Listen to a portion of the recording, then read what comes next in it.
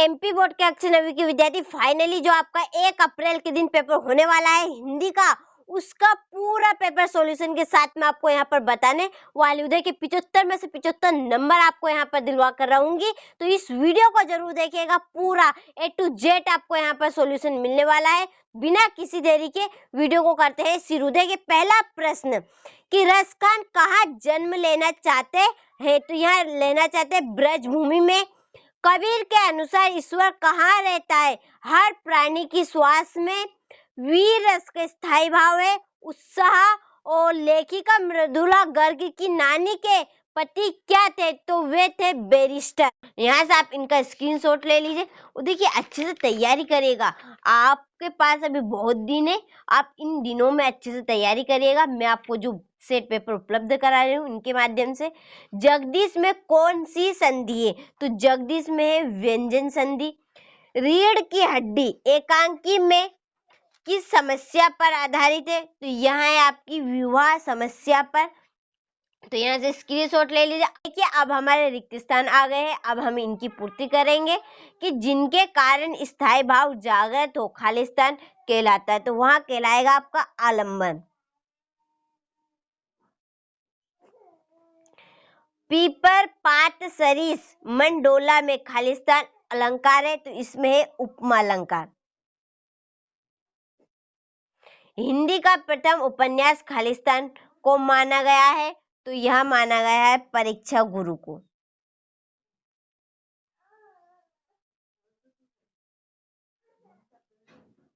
और उमा ने खालिस्तान की परीक्षा पास कर ली थी, तो BA की परीक्षा पास कर ली थी। इसके बाद जूता खालिस्तान से हमेशा कीमती रहा है, तो किससे, टोपी से। खालिस्तान आए बड़े बन ठन के सवर के, तो मेघ क्या है, मेघ। देखो आपको बिल्कुल भी चिंता नहीं करना है, पूरी आपको तैयारी मैं करवाऊंगी।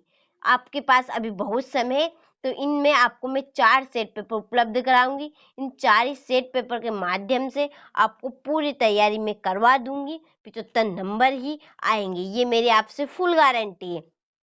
अब हम जोड़ी का मिलान करेंगे। चारू चंद्र की चंचल किरणें, यह अनुप्रास अलंकार है। काव्य की आत्मा, तो काव्य की जो आत्मा है वह है रस। सालिम अली की आपकी लगेगी वर्ड वाचर। डांडे, डांडे की तिब्बत। श्री कृष्ण पीताम्बर। और आदान का बनेगा प्रदान। देखिए बहुत सिंपल सी जोड़ी है, आप अच्छे से कर सकते हैं, हिंदी इंग्लिश मीडियम दोनों के लिए है ये। देखिए अब हमारा आते हैं सत्य और असत्य, कि मेघ बन ठन के आए हैं, तो बिल्कुल सही बात है।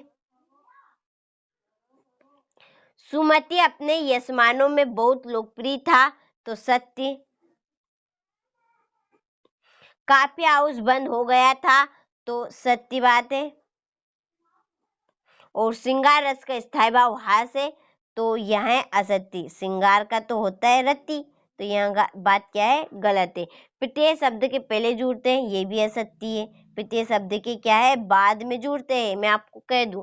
देखिए लेखिका मृदुला गर्ग की मां परंपरागत बहू के दायित्व को निभा नहीं पाती थी, तो बिल्कुल सही है। तो यहाँ से आप स्क्रीनशॉट ले लीजिए, पूरे हो चुके हैं हमारे। इसके बाद आने वाले हैं एक वाक्य में उत्तर, कि ज्ञान मार्गी भक्ति शाखा के प्रतिनिधि कवि कौन है, तो वह है कबीरदास।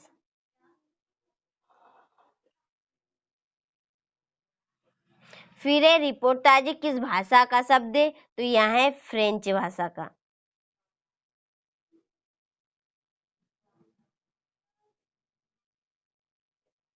और सदाचार का विलोम शब्द क्या है, दुराचार। इसके बाद ऊंचे कुल में जन्म लेकर क्या करना चाहिए हमें, तो ऊंचे काम या ऊंचे कर्म करना चाहिए, श्रेष्ठ।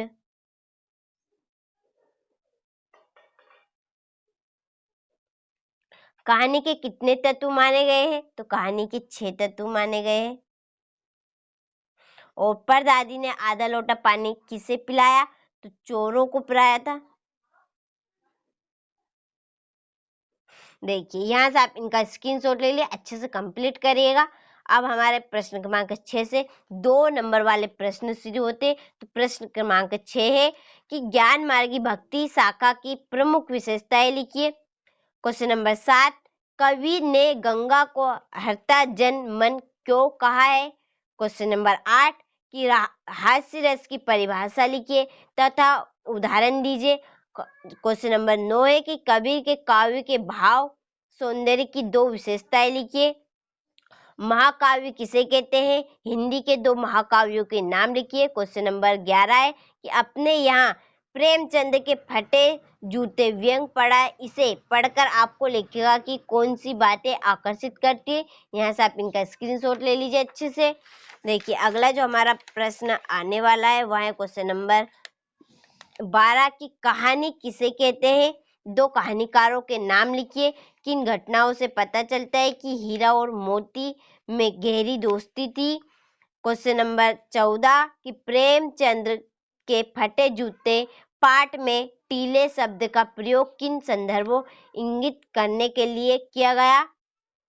श्यामचरण दुबे की भाषा शैली की विशेषताएं लिखिए। क्वेश्चन नंबर हमारा 16 है कि निम्नलिखित शब्दों का समास विग्रह कर समास का नाम बताइए। नवग्रह और दूसरा है हमारा राम श्याम। इसके बाद है क्वेश्चन नंबर 17 कि मृत्यु का तरल दूध किसे कहा गया है और क्यों। क्वेश्चन नंबर 18 है हमारा कि निम्नलिखित काव्यांश का संदर्भ प्रसंग साहित्य भावार्थ लिखिए। यहाँ पर हमें संदर्भ प्रसंग और उसका भावार्थ लिखना है। व्याख्या आपकी 3 नंबर की। इसके बाद है ये इसका अथवा। इसके बाद है क्वेश्चन नंबर 19 में भी यही है गद्यांश।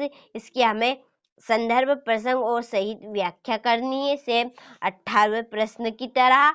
इसके बाद है क्वेश्चन नंबर 20 कि राष्ट्रीय पर्व 15 अगस्त पर पिता तथा बेटे का संवाद लिखना है। यहाँ पर 3 नंबर का प्रश्न है। क्वेश्चन नंबर 21 है कि निम्नलिखित गद्यांश से काव्यांश को पढ़कर नीचे लिखे प्रश्नों के उत्तर लिखिए। ये आपको अच्छे से पढ़ लेना है इसे और इसी में से आपको सही प्रश्न करने हैं।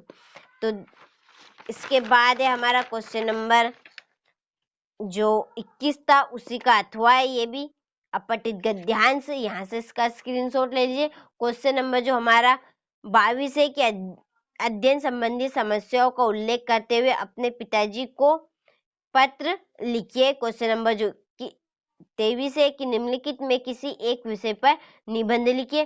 पहला है हमारा कि भारत की बढ़ती जनसंख्या, दूसरा है मेरा प्रिय खेल, तीसरा 21वीं सदी का भारत और चौथा है राष्ट्रीय भाषा हिंदी और 5वां है जल है तो कल है। तो ये आपका 4 नंबर का एक निबंध आने वाला है। एक निबंध लिखना है। तो मैंने आपको कक्षा 9वीं का जो हिंदी का पेपर होने वाला है उसका सेट पेपर ए बता दिया है। तो आपको इसे अच्छे से कंप्लीट करना है। 75 नंबर आप लाने चाहते हैं तो और हमारी भी फुल गारंटी रहेगी, फुल प्रयास रहेगा आपको 75 में से 75 नंबर दिलाने का। तो आप अच्छे से इसे कंप्लीट